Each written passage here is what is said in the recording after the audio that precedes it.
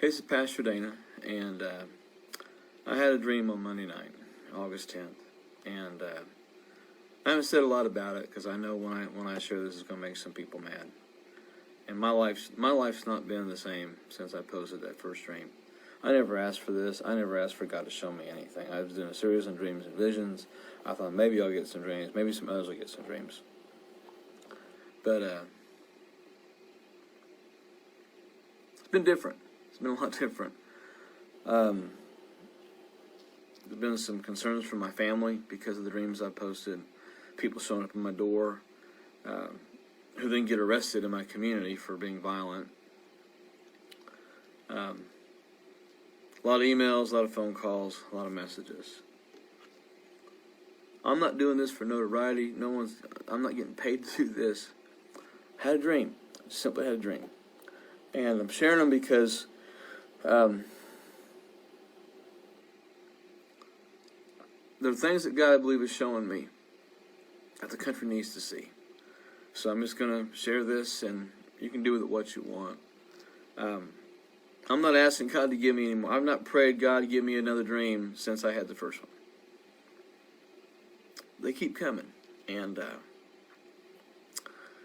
so I dreamt I was in the month of October. I saw the month of October as a calendar and was waving like it was being blown by a strong wind, not a fitful wind, not violent, just kind of a fitful wind, you know. And I saw a finger appear, and it pointed to the second week of October, and it dragged the finger through the third week of the month. So it covered second and third week of October. And then it pointed October 31st, and it held the position. It just kind of tapped it and held it. The first thing I saw was a rock. It came flying out of the sky, and it landed in a large pond. And the ripples started off small, but then they became like vicious waves. Like when a wind begins to blow stronger and the ripples start to go further out. I saw federally elected officials, faces I recognize. I saw specific state governors. I saw agency leaders. And I saw just radicals, like the people you'd see in Portland or Seattle or Minneapolis. But they had wicks coming out of their head, almost like a firecracker wick, like a firework wick. And the second week of October is when I saw simultaneously all those wicks coming out of the heads were lit on fire. Federal officials had heads that were the shape of like an old M80. Those folks from the 70s and 80s remember those. The governors had heads shaped like the black cat firecrackers, the 1.5, 2-inch firecrackers. Everybody else had the smaller, like ladyfinger style firecracker fireworks. And these people are talking, and they're starting to get animated. They're yelling, they're screaming. The facial images went from normal and calm to red face, jumping to an absolute out of your mind primal scream. And everybody's head blew up at the same time. These people were still alive, but their heads had blown up. And this resulted in sparks and debris flying all over the area where they were standing, and it started fires around them. And then I saw the protests that were taking place, that were still taking place in October. They went up another notch because the bystanders who were part of the protests and that were there, that were not being very, very violent and not really getting us involved, the protesters basically said, if you're not doing that, you're not one of us. And they began to assault those protesters who were not deemed as violent or as vicious as they should be. And I saw some of those protesters left on the side of the road, almost like they were dead. They'd been beaten because they weren't protesting like the other ones were. They weren't doing all those things that they should have done. If they weren't complicit, they were beat on. I saw the elderly people, and this is what got me. I saw elderly people being attacked. It was an attack on older Americans, the people that hold the Constitution dear, the flag dear, the people that have the common sense values, commitment to faith and biblical principles. I even saw people trying to get into nursing homes and nursing facilities to attack older people. That's what I saw in the dream. And then I saw a $100 bill, a big $100 bill about the size of a flag. It was hanging like a flag on a pole, and it was burning from one corner. And it was being lowered like at the end of the day. And I saw people with their hands over their hearts, and they were crying because their god of money was just being lowered. It had lost its value. And it burned until there was about a third of it left. It was a celebration. People were celebrating. While some Americans were just devastated and torn up by what they saw happening, there were people celebrating that the dollar had died. It was dying, the value of the American dollar. There was someone even playing taps in the background. And then I saw churches, small groups of people kneeling and praying. They were wrestling in prayer with the spirit of the age. But these people were protected by bubbles of safety. There were angels guarding them around, or guarding around them. And these were the faithful core of the church that had not been compromised in their values and their faith.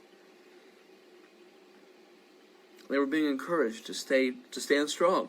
They were being encouraged to keep preaching, praying, believing. And there were relentless attacks against them. Just like the ones I saw in the September drain. There was just relentless attacks against them. But they stayed faithful. They were in the heat of the battle. They were praying. They were fighting. They were wrestling. Like I said, with the spirit of the age, but they were fighting to stay faithful. And they were very few in numbers, but that didn't bother them. And I saw behind each of these people praying, I saw a small gate. And I was reminded of Matthew 7, 13 and 14. Enter by the narrow gate. Enter by the small road. They never stood up, even though they'd walked through that gate. They were right there beside it. Then I saw puffed up pastors and I saw puffed up prophets. Very expensive suits. And they were preaching against the idea of persecution coming. They promised prosperity. They promised health and wealth and only good things. And they spoke like their words, as they spoke, their words were like they were slurred, like they were drunk.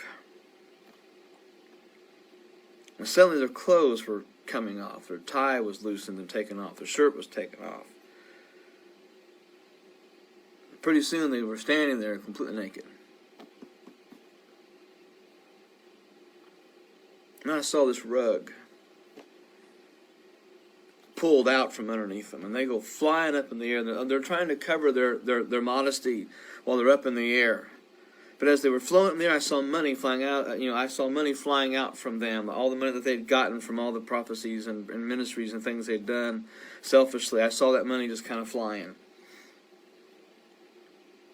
But when they landed on the ground, this is another thing that just really got me. When they landed on the ground, all of them that landed on the ground that were all puffed up bit through their tongues as they landed. And pieces of those tongues went flying. And they were trying to reach out to grab them, but they were beyond their reach. I was reminded of the story of the emperor's new clothes. They were exposed. And then the scene went back to those that were praying, and the warfare was still tense, but the present strength was obvious in those that were praying. And then it switched to one last scene. I saw clowns in suits, like circus clowns. And they were pouring buckets of oil and grease on the ground in front of election venues. And the sign said, elections so many days away, weeks away, weeks away. But these clowns were dancing and acting like clowns. They were juggling. And there were people trying to get to vote, but they were slipping. They were sliding past the doors, and they couldn't get in to vote. And the clowns were actually trying to distract these people from doing what they were supposed to do.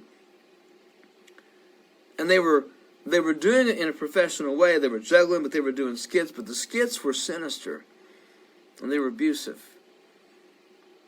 And they watched anybody approaching the ballot, not the ballot box, but approaching the venue, the building where they were going to vote. They looked at them with suspicion and angst.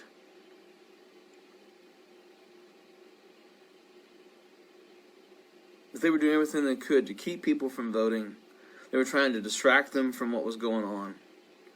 And then I saw this big billboard. And it said, Passover 2021. Big things are coming for the world. Big things are coming for the world. and that white figure appeared.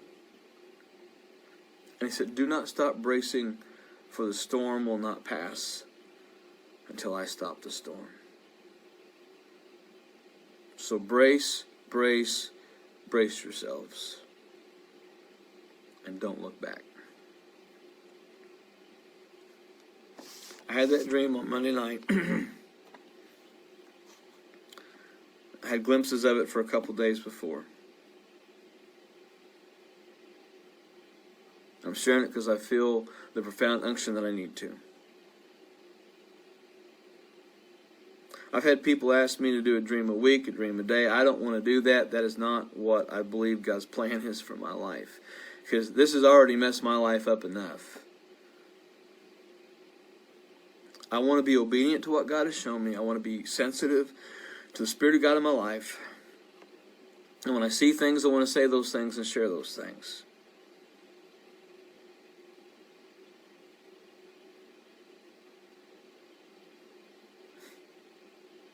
So I'm sharing them. And you can do with it what you want. You can pray about it, whatever.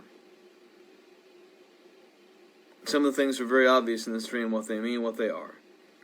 And I'm sure the attacks on me, my ministry, my preaching, everything else is just going to take on a whole new level. But I got to be obedient to say what I see. So regardless of what you think about me or believe about me, just make sure you're right with the Lord.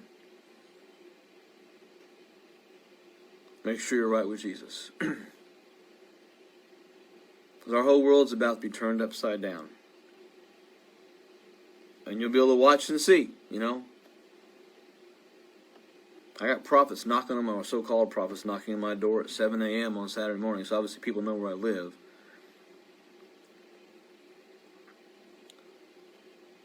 He said, do not stop bracing, for the storm will not pass until I stop the storm. So believers, stand strong. Repent of your sins. Confess those things. Become accountable. Get rooted and grounded back in the Word where you need to be. Be praying like never before. Because we're about to be tested, weighed, and measured. And it's going to be very, very obvious in the next several months who's really living for the Lord and who really isn't. Who's been faking it the whole time. So get real, okay? Get real.